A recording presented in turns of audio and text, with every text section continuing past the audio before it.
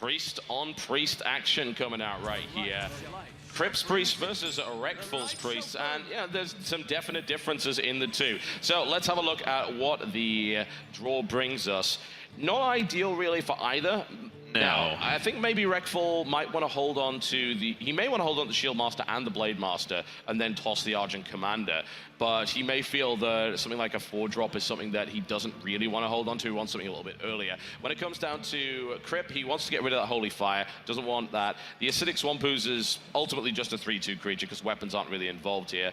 And he might want to hold on to his Mind Control just to make sure he doesn't lose it in the deck and not actually pick it up again. Yeah, that's definitely a possibility, but the Priest decks are pretty dissimilar, to be totally honest. This one that's coming out for Reckful is entitled the Indecisive Priest, and it's a little more conventionalist. We have some Northshire Clerics in there. We've got some Holy Smites even to deal some damage. Those Northshire Clerics, of course, are going to allow him to be able to card draw very aggressively at the beginning of the game. Injured Blade Master is pretty standard. Shattered Sun Clerics. Ascension Shield Masters, which is actually the first deck that I think we've seen so far with those in there. The Mana Heal comes out right there. Of course, both of them are priests and both of them are at 30 health, so ultimately you can't actually do anything initially. Swamp Ooze is going to be the first play, which makes absolute sense. There's nothing wrong with that. Ultimately, it's just a regular 3/2 creature against a deck like this. Oh. And he does draw into a Shadow Word Pain, which he immediately uses. There we go. Yeah, absolutely no problem with that whatsoever. That kills off the 3/2. That's gone immediately, and we go right back onto Krip, who now is unfortunately forced to play a Shattered Sun Cleric without being able to buff with it. That's right. If Reckful hadn't drawn into that Shadow Word Pain last time, the buff from the Shattered Sun Cleric would have given enough to get it out of pain range. So many great options right there for Reckful. He was able to play either Ascension Shield Masters or Yetis. He elects to play the Yeti, which is great against a Priest because neither of the Priest removal cards actually work. Right. The Shadow Word Pain, too low. Shadow Word Death, too high. That's right. So 4 damage creatures are actually the sweet spot if you're playing against Priests just in general. Really good decision there by Krip just to buff up his other Shattered Sun Cleric and just hit in for damage. He knows he doesn't want to trade against the Chillwind Yeti right now because it would still leave it on the board. Yeah, well, he is going to go for that, and the buff was a nice little decision there, but Shield Master's going to come in to protect that for the time being. Even if he was able to heal the Yeti, it would have still traded out, but he may be able to keep that alive for a little bit longer. And now we see one of those famous Drakes coming out. Not a bad time to play it. With the coin in your hand, that would make it a little bit more powerful, but he's going to elect for something a little bit different. He does have a Shadow Word Pain right now, which would be able to take out that Ascension Shield Master with the coin. All right, so. Yeah, I like the Drake play, honestly, because it does give him, it gives it 1 extra health because the card counts as a coin, and then he's able to do that, which gets rid of the Shield Master, and then he is able to do the 3/3 into the 4/1 regardless, leaving him with a 4/7 on the board. Yes, and as we mentioned before, that 4 damage creature gets out of the way of the Shadow Words from our Priest. So that was actually about the best card he could have played right there. Spellbreaker comes in though, and that 4/7's a 4/1. Yeah, so it's still going to trade out ultimately. He's probably just going to hit it with the Drake and get rid of that, but we'll see. And now on to the next turn. This is a fast-paced game already. We do have a Temple Enforcer, but ultimately that would still die regardless, so he's just going to trade that out immediately. And I can only imagine that his follow-up would just be the Injured Blade Master into a heal. Yes, that's going to make that Injured Blade Master a 4/5, of course, which again is very valuable at this stage of the game. It's able to trade favorably against most of the creatures that are present for Reckful. It's a really good card, especially since they buffed it, and it's fantastic in a Priest deck, so we're seeing it in almost every Priest deck. Yes. All right, so back to Reckful there, and Holy Fire possibility. His own Injured Blade Master or Ascension Shield Master. He's thinking about Holy Firing that, and it's not great to do it right now because not only is it not the best creature, but he's only down 2 health, so he doesn't get the full benefit, and he knows that.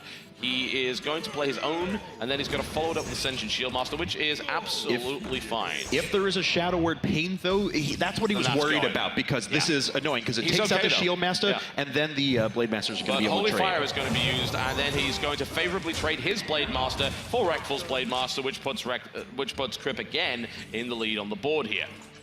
All right. Let's see here, though. Azure Drake and Holy Fire really the only viable options right now for Reckful. Neither of those are good. I mean, drawing a card and healing himself is going to be okay, but he's going to lose the Azure Drake immediately, which is unfortunate. So, but he absolutely doesn't want to use that Holy Fire right now. No. I mean, if he does, it's a waste. Not great. It's not great. He may have to, because maybe he just doesn't want to lose his Azure Drake so easily and give such a great trade there to that Blade Master, but he might have to do it anyway.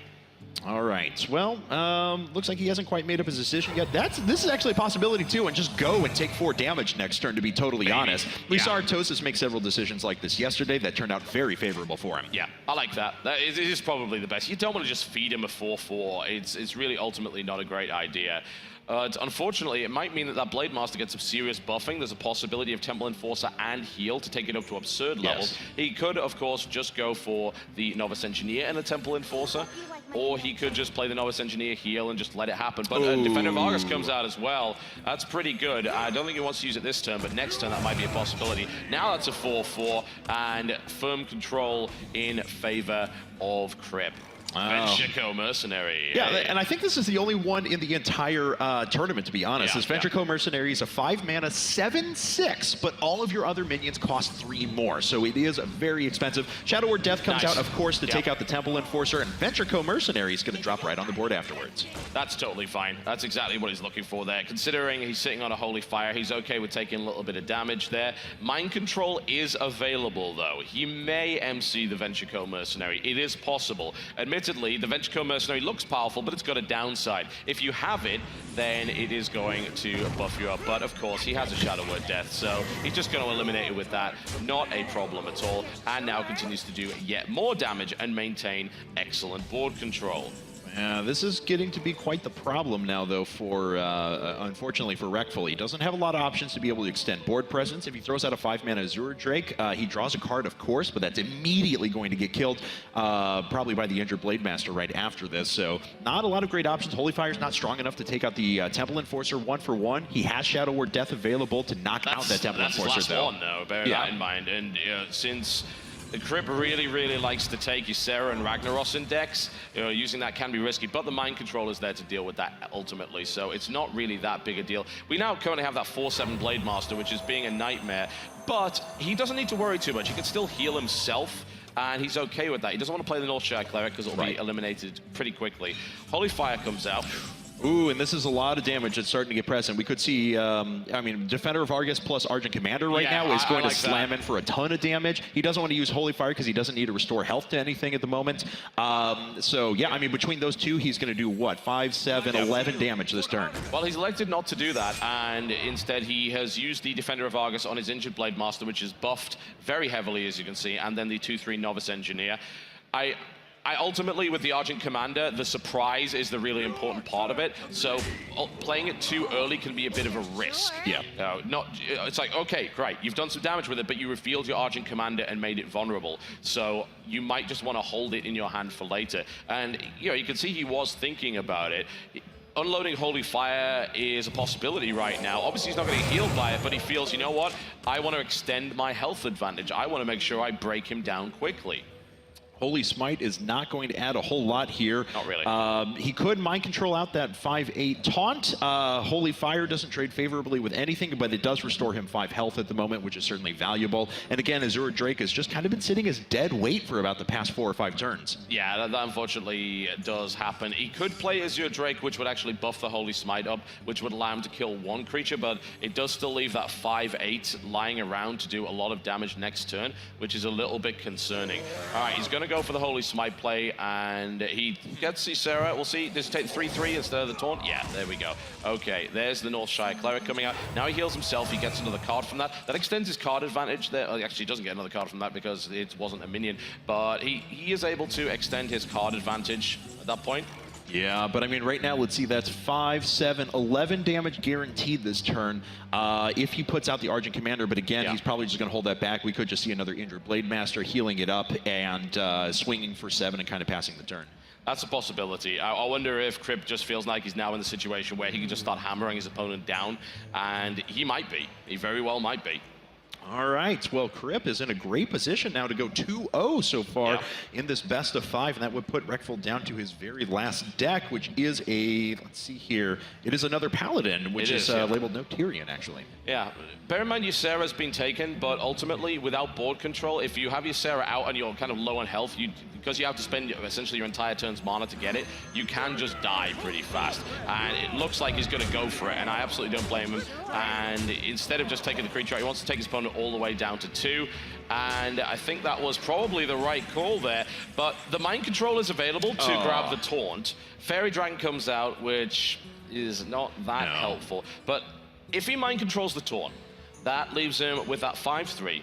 He can then use his Azure Drake to kill the 2/3, but there's still a Divine Shielded charge creature available there. That's the Holy right. Fire is a possibility. If he does it, though, he still dies next turn unless he kills off yet more creatures. He could also Mind Control the 5/8 Taunt and then attack with the Northshire Cleric into the little minion as well, and hope to try and sit back in that there's no more direct damage, that his he can heal back up the Injured Blade Master that he just stole, because the Argent Commander and the Injured Blade Master aren't going to be enough to get through it, and he extends an additional card. It's a risky play, but I mean, it gets him the best chance for success. Yeah, and I think he knows. You know, he's like, right, okay, I've just got to kind of take a chance here and hope that my opponent doesn't have the ability to just directly kill me. Using the 4/4 to get rid of that, absolutely fine. He can then heal that back up or heal the Blade Master, and he goes right for it. The Northshire Cleric getting into battle right here. And he's done a damage. It's no longer at 30 health. Excellent. So unfortunately, he has to heal himself instead of a minion, which means he doesn't get the card draw there, but well, there is a Mind Control, so guess what? He's getting it right back. Yeah. And that is going to be it. GG. And Kripparrian goes up 2-0. Reckful is going to be down to his last deck, the Paladin deck entitled No Tyrion, which we'll talk about here in just a second. But man, Krip is on a roll. Yes, he is. He really, really is. This Priest deck is very, very good, evidently, and he is handling Reckful quite nicely. That